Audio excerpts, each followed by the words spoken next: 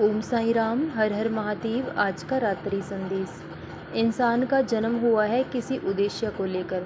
भगवान ने हर इंसान को एक उद्देश्य देकर इस धरती पर भेजा है। जिस दिन उद्देश्य पूर्ण हो जाएगा तो हमें यहाँ से जाना होगा। और हमारे जीवन का जो उद्देश्य है, जो लक्ष्य है, वो है ईश्वर को पाना। लेकिन हम तो इस दुनिया की माया जाल में, इस मोह माया में इस कदर उलझ चुके हैं कि भगवान तो कभी हमें याद आते ही नहीं।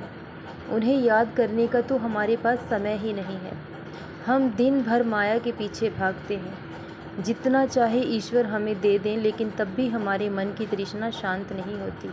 हम और पाना चाहते हैं, और पाना चाहते हैं।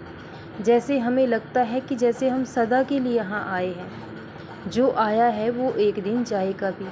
लेकिन वक्त रहते हमें अपने जीवन के सही उद्देश्य को जान लेना चाहिए और उस ईश्वर का ध्यान करना चाहिए।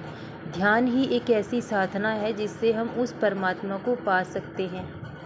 जब इंसान दिखावा करना छोड़ देता है और अपने आप में ही लीन होने लगता है, सत्य का सामना करना सीख जाता है, तो वो सच्चाई के बहुत करीब चला जाता है।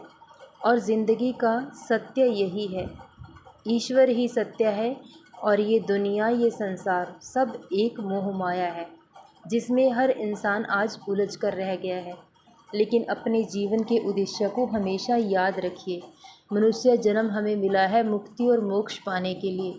यही एक ऐसा जन्म है जिससे हम जन्म मृत्यु के चक्कर से सदा सदा के लिए मुक्त हो सकते हैं।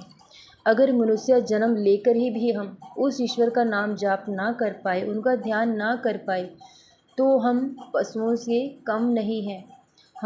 अगर हम इस जन्म में भी उस ईश्वर का नाम जाप नहीं कर पाते तो हमें 84 लाख योनियों में बार बार भटकना होगा, बार बार जन्म होगा, बार बार मृत्यु होगी और बार बार इस नरक की वेदना को हमें भोगना होगा। तो इंसान के जीवन का उद्देश्य है उस ईश्वर को पाना। उस ईश्वर का ध्यान कीजिए, उनका नाम जाप कीजिए। ईश्वर के एक नाम को पकड़ लीजिए, उठते बैठते सोते जागते। चाहे आप किसी अल्लाह को मानते हैं या किसी भगवान को मानते हैं, क्योंकि भगवान तो एक है। हम लोगों ने ही उन्हें अनेक रूप दे दिए हैं। लेकिन जिस भी रूप में आपको ईश्वर अच्छे लगे, आप उस नाम को पकड़ लीजिए और इस भव से पार उतर जाइए। अपने जीवन को मुक्ति प्रदान कीजिए। जन्म मृत्यु के चक्कर से सदा सदा के लिए मुक्त हो जाइए। जब इंसान भगवान को पा लेता है तो उसका ना तो जन्म होता है, ना उसकी मृत्यु होती है।